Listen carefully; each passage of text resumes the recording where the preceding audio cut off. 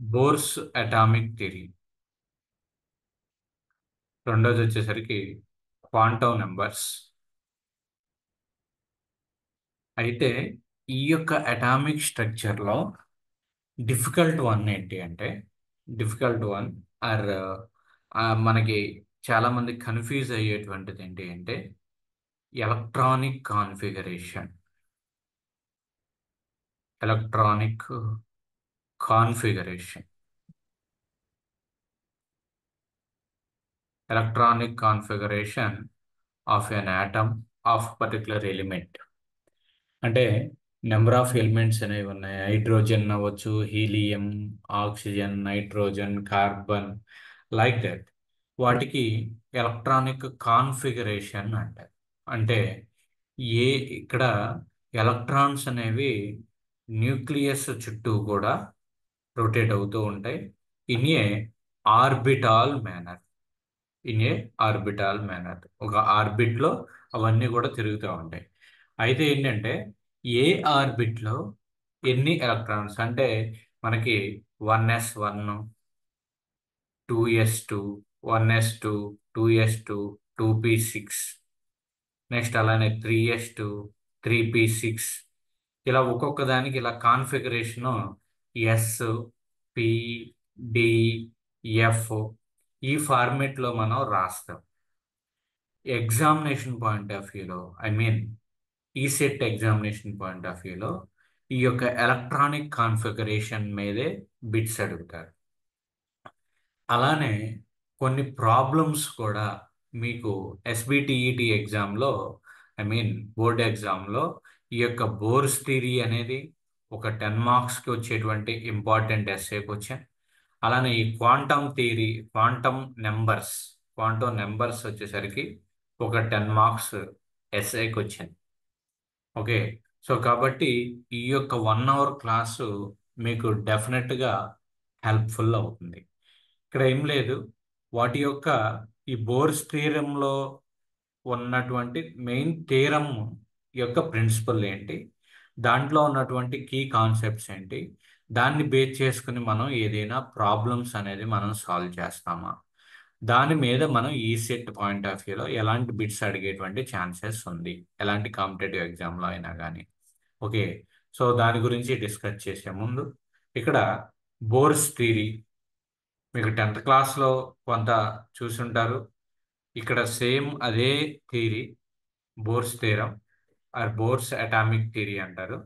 ఇది bores atomic theory బేసిక్గా మీకు చెప్పేది ఏంటి అంటే ఇక్కడ చూడండి,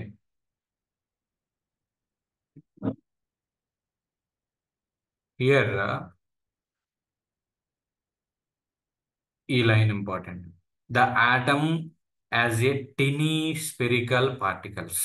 ఫస్ట్ మీరు అబ్జర్వ్ చేయాల్సినటువంటి పాయింట్ ఏంటి అంటే based on the Bohr's atomic theory, atom as a tiny spherical body which consists of nucleus at the center.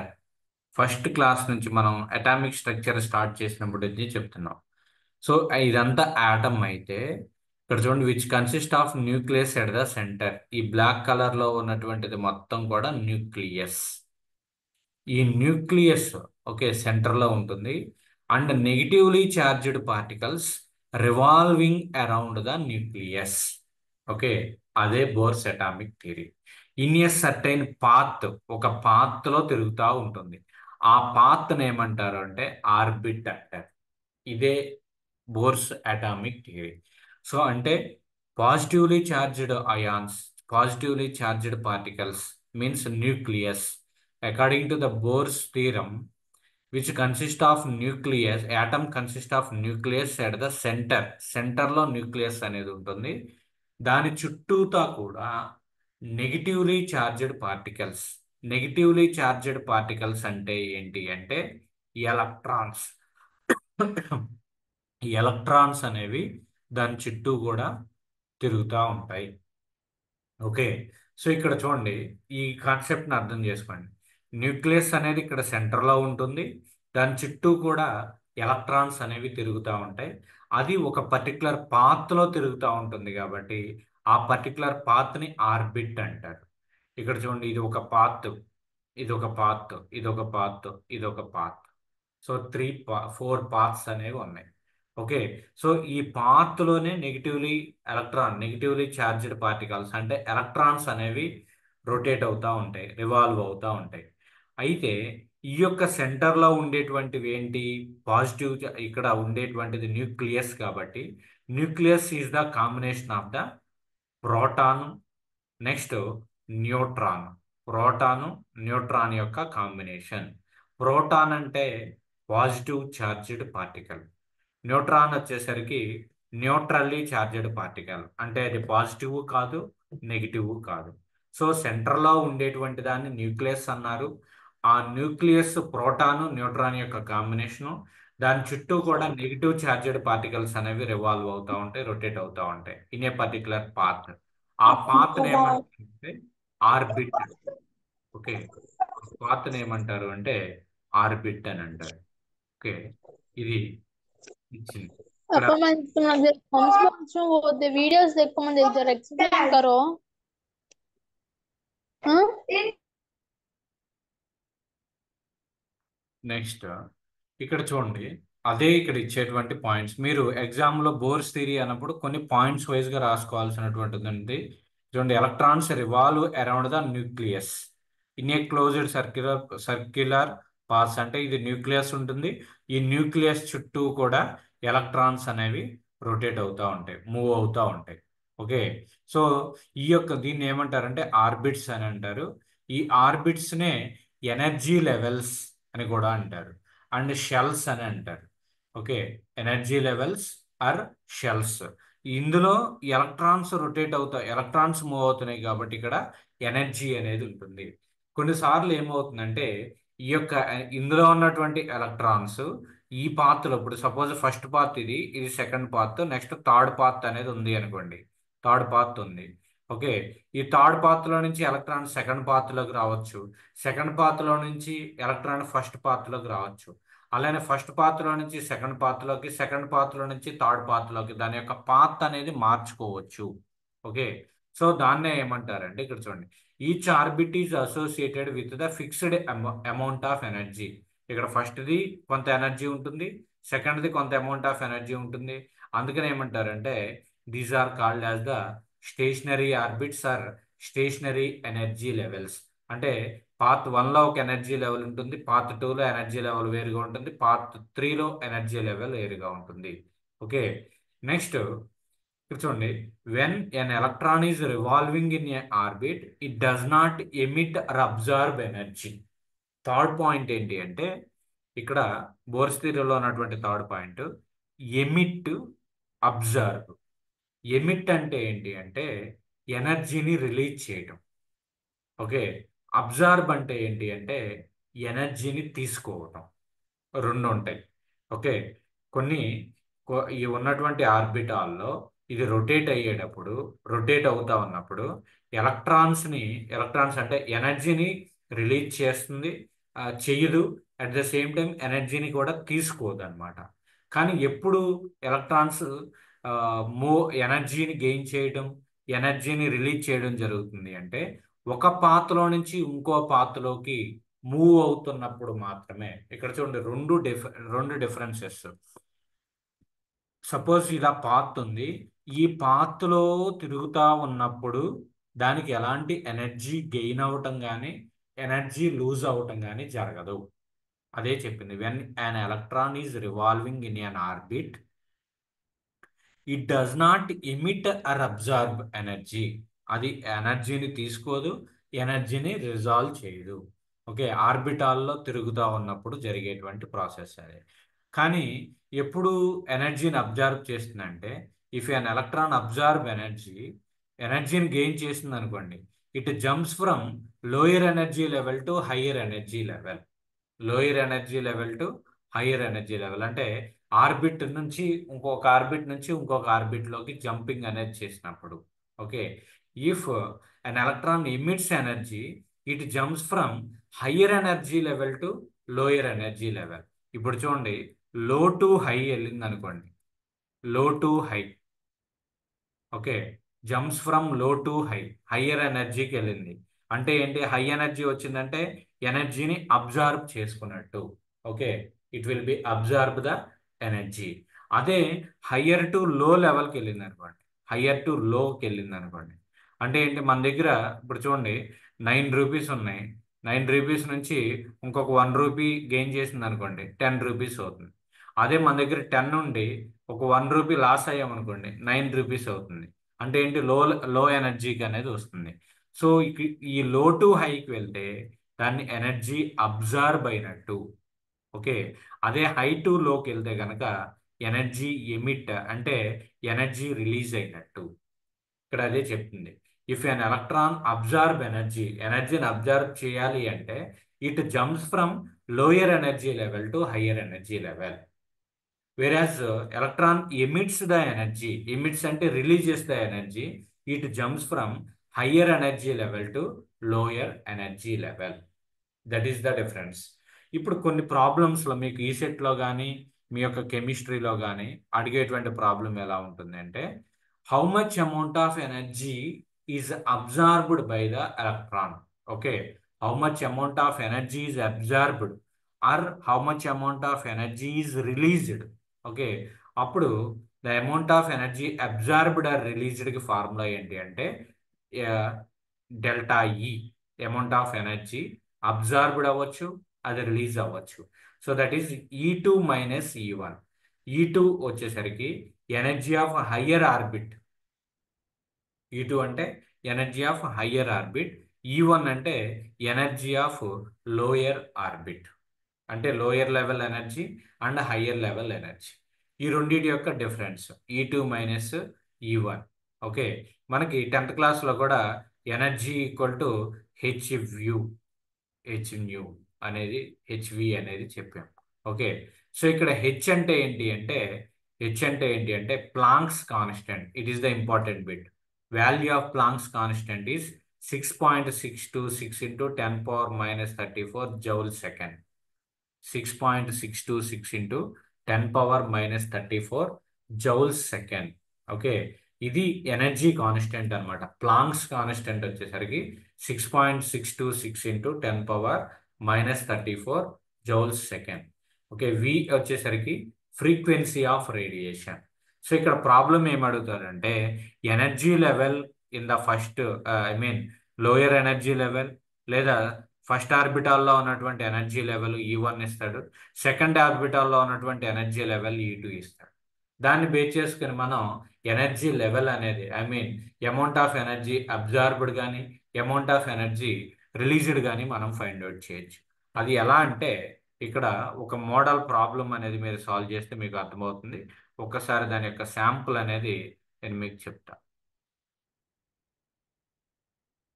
ఇదిగోండి, ఈ బిట్ చూడండి. మీకు టెక్స్ట్ బుక్లో మీరు వాడేటువంటి టెక్స్ట్ బుక్లో ఇచ్చినటువంటి బిట్టే ఇది. చూడండి, calculate the energy absorbed, energy absorbed if an electron shifted from first orbit to third orbit. First orbit to third orbit. The energy values of first orbit is E1 and the third orbit is E3. Third orbit is E3 are 22.6 joules and 45.8 joules respectively. Respectively అంటే ఏంటి అంటే ఈ first ఇచ్చినటువంటి దానికి ఇక్కడ first value, second ఇచ్చినటువంటి దానికి second value. ఇప్పుడే నేను ఒక ఫార్ములా చెప్పి ఇక్కడ ఏమన్నారు అంటే క్యాలిక్యులేట్ ద ఎనర్జీ అబ్జార్బ్డ్, ఎంత అమౌంట్ ఆఫ్ ఎనర్జీ అబ్జార్బ్ అయింది. సో దట్ ఈస్ డెల్టా ఈ equal to E2 minus E1 అన్నాం. ఓకే, డెల్టా ఈ equal to E2 minus E1 అన్నాం. అంటే hire energy level minus lower energy level. ఇక్కడ ఏమి ఇచ్చాడు, first orbit to third orbit. Okay, first orbit ఎప్పుడు కూడా లోయర్ ఎనర్జీ లెవెల్ అనేది ఉంటుంది, సెకండ్ ఆర్బిట్ హైయర్ ఎనర్జీ ఉంటుంది, థర్డ్ ఆర్బిట్ దానికంటే ఇంకా ఎక్కువ హైయర్ ఎనర్జీ అనేది ఉంటుంది అనమాట. సో ఇప్పుడు ఏంటి, ఈ రెండింటి యొక్క డిఫరెన్సే. థర్డ్ ఆర్బిట్ని E3 అనుకోండి, E3 energy. Okay, first ఆర్బిట్ని E1 అనుకోండి. సో ఈ రెండింటి యొక్క డిఫరెన్స్ అంటే E3 minus E1. E3 value ఎంత ఇచ్చారు, 45.8 జౌల్స్ ఇచ్చారు. E1 వాల్యూ ఎంత ఇచ్చారు? 22.6 జౌల్స్ ఇచ్చారు. ఈ రెండింటి యొక్క డిఫరెన్స్ ఎంత? That is 23.2 joules. So in this way ఈ ఈ మెథడ్ ప్రకారం ఎనర్జీ డిఫరెన్స్ అంటే ఎనర్జీ అబ్జార్బ్డ్ అవ్వచ్చు, ఎనర్జీ ఎమిటెడ్ అవ్వచ్చు. దాన్ని మనం ఆ రెండింటి యొక్క డిఫరెన్సెస్తో మనం ఫైండ్ అవుట్ చేయొచ్చు. ఇది అర్థమైందా, అర్థం కాలేదా? Very simple formula. ఈ ఈక్వల్ డెల్టా ఈ equal to E2 minus E1, higher energy level minus lower energy level. Higher అంటే ఇక్కడ చూడండి 1 2 3 4 5 ఇలా 5 ఆర్బిట్స్ ఉన్నాయి. ఓకే, 1 2 3 4 5 ఇలా 5 ఆర్బిట్స్ ఉన్నాయి. ఫస్ట్ ఆర్బిట్ లో లోయర్ ఎనర్జీ ఉంటుంది, సెకండ్ ఆర్బిట్ లో దాని తర్వాత హయ్యర్ ఎనర్జీ ఉంటుంది. సో ఫిఫ్త్ ఆర్బిట్ లో వీటన్నిటికంటే హయ్యర్ ఎనర్జీ అనేది ఉంటుంది. ఓకే, లాస్ట్ ఆర్బిట్ కి వచ్చేసరికి మీకు హయ్యర్ ఎనర్జీ అనేది ఉంటుంది అనమాట. సో సిమిలర్ వే ఈ ప్రాబ్లం చేయండి. క్యాలిక్యులేట్ ద ఈ ప్రాబ్లంకి ఆన్సర్ చెప్పండి. క్యాలిక్యులేట్ ద ఎనర్జీ, క్యాలిక్యులేటర్ పక్కన పెట్టుకోండి, ప్రాబ్లం లేదు. Calculate the energy absorbed if an electron shifted from second orbit to fourth orbit. Second to fourth orbit, second నుంచి ఫోర్త్కి వెళ్ళింది. సెకండ్ ఏంటి? Lower energy. లోయర్ నుంచి హయ్యర్కి వెళ్ళింది. లోయర్ నుంచి హయ్యర్కి వెళ్తే లోయర్ నుంచి హయ్యర్కి వెళ్తే మనకి ఏమవుతుంది? ఎనర్జీ అనేది గెయిన్ అవుతుంది. సో కాబట్టి ఇక్కడ చూడండి, fourth orbit, the energy values of second orbit is E2 and fourth orbit is 35.8 joules, 52.9 joules respectively. So answer చెప్పండి. దీనికి ఎలా ఫైండ్ అవుట్ చేస్తాము? డెల్టా ఈ ఈక్వల్ టు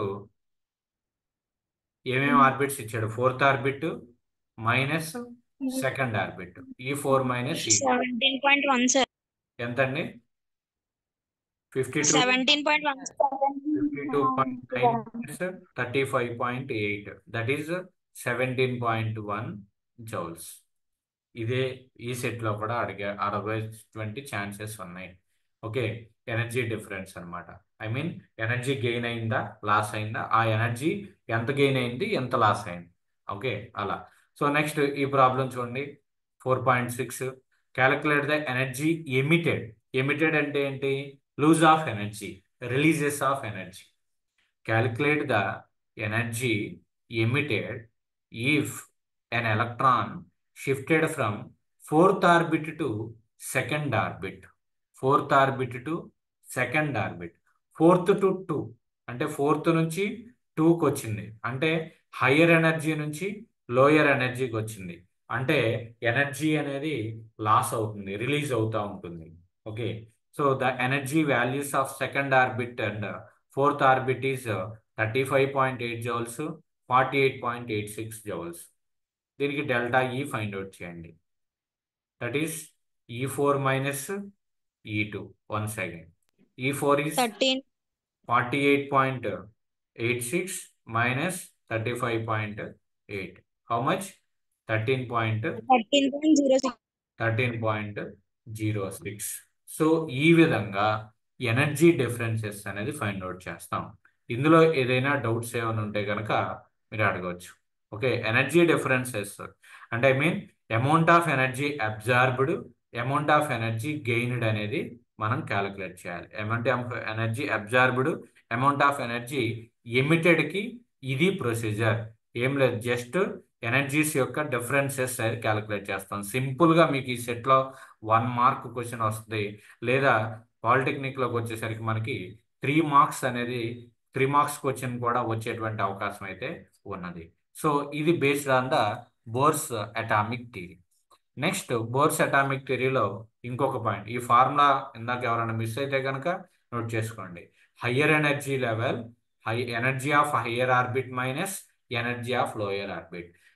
ఇందులో కూడా కొన్నిసార్లు ఎలా అడగొచ్చు అంటే Kelvin Planck I mean Planck's constant, ఈ ఫార్ములా కూడా అడగొచ్చు. ప్లాంక్స్ కాన్స్టెంట్ వాల్యూ ఇచ్చేసేస్తారు, నెక్స్ట్ ఫ్రీక్వెన్సీ కూడా ఇస్తాడు, దాన్ని ఇక్కడ సబ్స్టిట్యూట్ చేయొచ్చు.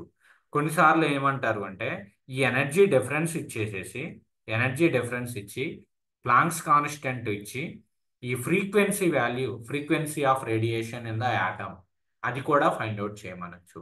సో ఒకదానికి ఒక టర్మ్స్ అనేది మారుస్తారు కాంపిటేటివ్ ఎగ్జామినేషన్స్ లో.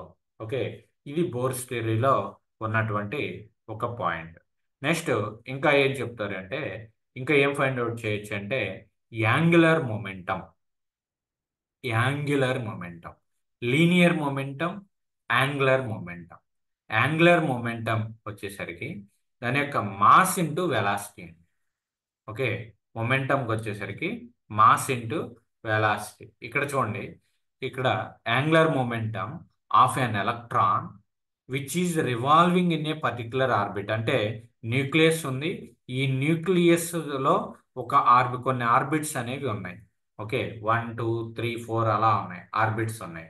ఈ ఆర్బిట్స్ లో ఎలక్ట్రాన్ అనేది రొటేట్ అవుతా ఉంది. It may be in the clock wise direction లో రొటేట్ అవ్వచ్చు, యాంటీ క్లాక్ వైజ్ డైరెక్షన్ లో కూడా రొటేట్ అవ్వచ్చు. ఓకేనా, అది కూడా చెప్తాము. ఇక్కడ చూడండి, angular momentum is an integral multiple of h/2π. అంటే యాంగులర్ మొమెంటం వచ్చేసరికి ఇక్కడ mass of electron into velocity of electron into radius of the orbit. Okay, జనరల్గా ఏంటి అంటే angular momentum mass into velocity తీసుకుంటాం. ఇక్కడ లీనియర్ మొమెంటం అంటే ఫోర్స్ ఇంటూ డిస్టెన్స్. ఇక్కడ మొమెంటం వచ్చేసరికి మాస్ ఇంటూ వెలాసిటీ తీసుకుంటాం. ఇక్కడ ఇది యాంగులర్ అన్నారు కాబట్టి ఆ వెలాసిటీని మరలా మనం ఏం చేస్తామంటే జనరల్గా ఏంటి అంటే మాస్ ఇంటూ యాంగులర్ వెలాసిటీ తీసుకోవాలి. Okay, mass into angular velocity. ఒకటి గుర్తుపెట్టుకోండి, ఒక్కసారి నేను మళ్ళీ రిపీట్ చేస్తున్నా, డోంట్ గెట్ కన్ఫ్యూజ్. మొమెంటం అంటే లీనియర్ మొమెంటము, యాంగులర్ మొమెంటం అని రెండు ఉంటాయండి జనరల్గా. Linear momentum, angular momentum. Linear momentum అంటే మనకి లీనియర్ మోషన్ అంటే ఒక లైన్గా, అది స్ట్రైట్ లైన్ కావచ్చు, ఒక కర్వ్, ఇలా ఒక స్ట్రైట్ లైన్ అనేది వచ్చినట్లేదు, ఇలా స్ట్రైట్ లైన్లో మోషన్ కనుక వస్తే అది లీనియర్ మోషన్ అంటారు. వెరస్ యాంగులర్ మోషన్ వచ్చేసరికి దానికి ఒక సర్క్యులర్ మోషన్ ఇలా వచ్చేటువంటి మోషన్ని మనం యాంగులర్ మోషన్ అంటారు. లీనియర్ మోషన్లో వచ్చేటువంటి మొమెంటంని లీనియర్ మొమెంటం అంటారు. సర్క్యులర్ మోషన్లో వచ్చినటువంటి మొమెంటంని యాంగులర్ మొమెంటం అంటారు. ఓకే, లీనియర్ మోషన్లో వచ్చినటువంటి వెలాసిటీ v అయితే యాంగులర్ మోషన్లో వచ్చినటువంటి వెలాసిటీ ఒమేగా. దీన్ని ఏమంటారంటే యాంగులర్ వెలాసిటీ అంటారు. Angular velocity. v వచ్చేసరికి లీనియర్ వెలాసిటీ. v అంటే లీనియర్ వెలాసిటీ. ఈ లీనియర్ వెలాసిటీకి యాంగులర్ వెలాసిటీకి ఉన్నటువంటి రిలేషన్ ఏంటి అంటే v = r omega. It is an important relationship between linear velocity and angular velocity is v = r omega. v అంటే linear velocity, omega అంటే angular velocity, r అంటే radius of the curve. Radius ఏదైతే ఇచ్చారో ఆ దాని యొక్క రేడియస్ అనమాట. v = r omega. ఇప్పుడు లీనియర్ మొమెంటం అంటే ఏంటి అంటే లీనియర్ మొమెంటం ఈక్వల్ టు ఈ యొక్క మాస్ ఇంటూ వెలాసిటీ. అదే యాంగులర్ మొమెంటం వచ్చేసరికి ma అనుకుంటే యాంగులర్ మొమెంటం వచ్చేసరికి mass into velocity into radius. అంటే నథింగ్ బట్ ఇది ma = మాస్ ఇంటూ, ఇక్కడ చూడండి లీనియర్ మొమెంటం అంటే మాస్ ఇంటూ లీనియర్ వెలాసిటీ తీసుకున్నాం. అదే యాంగులర్ మొమెంటం అంటే మాస్ ఇంటూ యాంగులర్ వెలాసిటీ తీసుకుంటాం. Mass into velocity is the momentum. Please remember that mass into velocity is the momentum. Okay, linear momentum అయితే mass into velocity, angular momentum అయితే mass into angular velocity. Angular velocity అంటే omega అంటే ఇక్కడ మనకి v = r omega. ఇక్కడ v = r omega. It is correct. Okay, don't get confuse. 1 minute. ma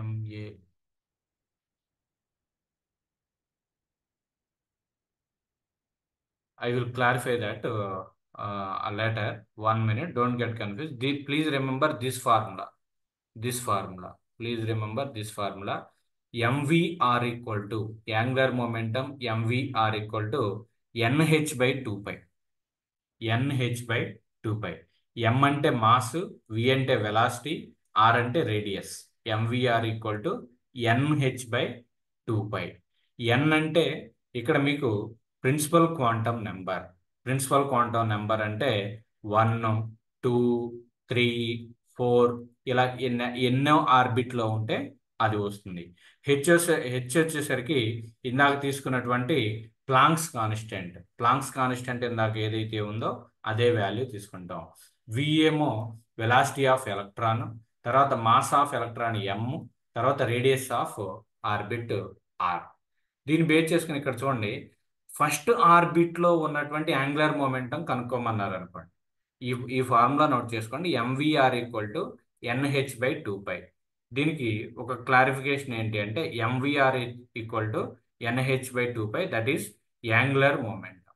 ఈ angular మొమెంటంలో ఇక్కడ చూడండి, what will be the angular momentum of the electron present in the first orbit. First అంటే అక్కడ n equal to 1 అని మీకు ఇచ్చినటువంటి formula ఏంటి? Angular momentum MVR equal to NH by 2 pi. n అంటే అక్కడ 1 అనేది తీసుకుంటారు.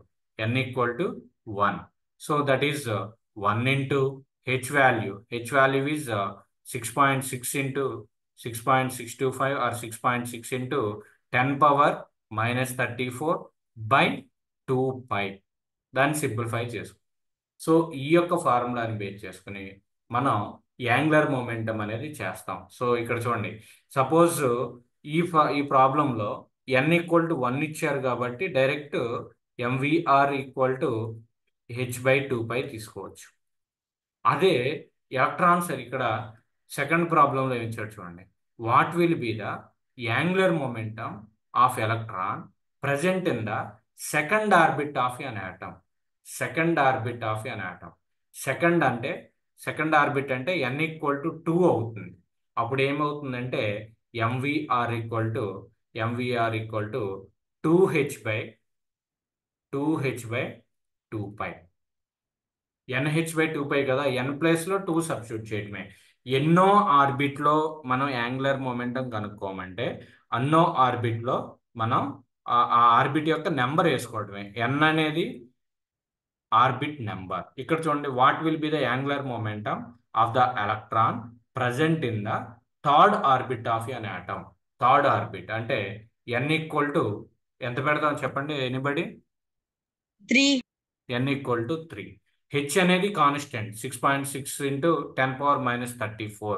6.6 into 10 power minus 34 joule second అనేది అది కాన్స్టెంట్.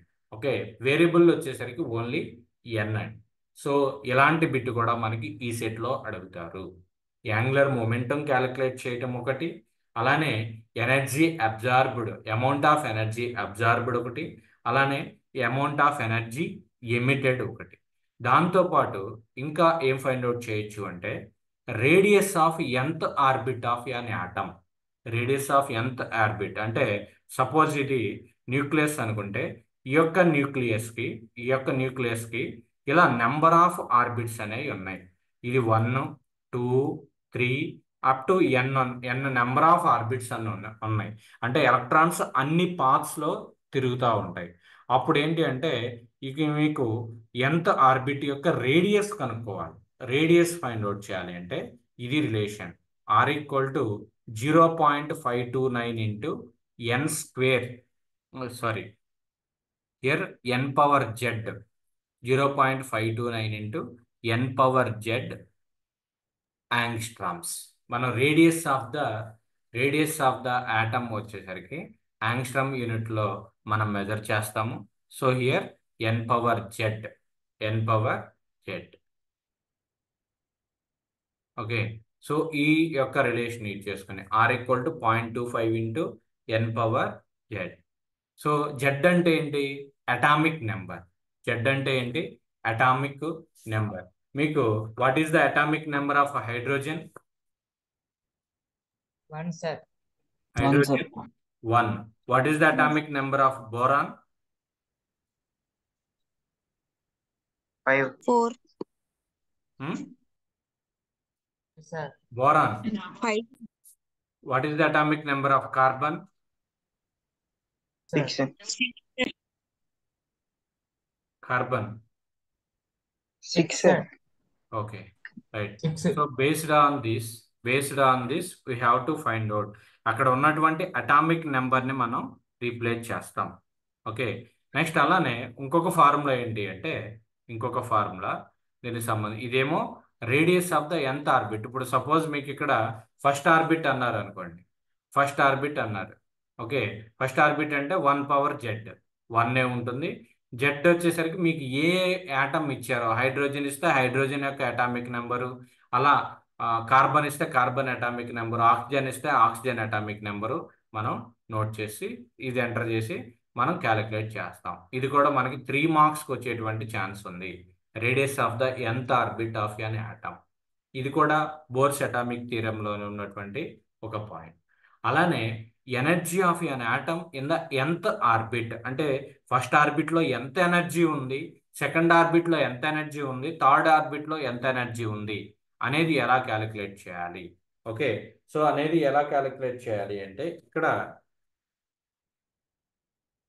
దిస్ ఈజ్ n² అండి, not Z. 0.529 into n² by Z. Make it note 0.529 into n²/z. Average energy of an atom in the nth ఆర్బిట్కి వచ్చేసరికి -2.178 into 10⁻⁸ joule into z²/n². -2.718 into 10⁻18 z²/n².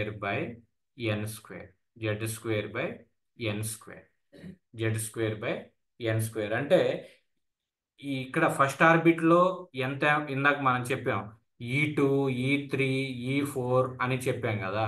Second ఆర్బిట్లో ఉన్నటువంటి energy ఎంత, third ఆర్బిట్లో ఉన్నటువంటి energy ఎంత, ఆ energy calculate చేయాలి అంటే ఈ యొక్క relation En = -2.178 into 10⁻18 z²/n². Okay, so ఈ యొక్క ఫార్ములాని బేస్ చేసుకొని మనం క్యాలిక్యులేట్ చేస్తాం. ఇంకా సో వీడియో టైం అవుతుంది. నెక్స్ట్ అదే సేమ్ లింక్తో మీరు జాయిన్ అవ్వండి ఒకసారి. Okay, 5 sir 6 what is this? Right,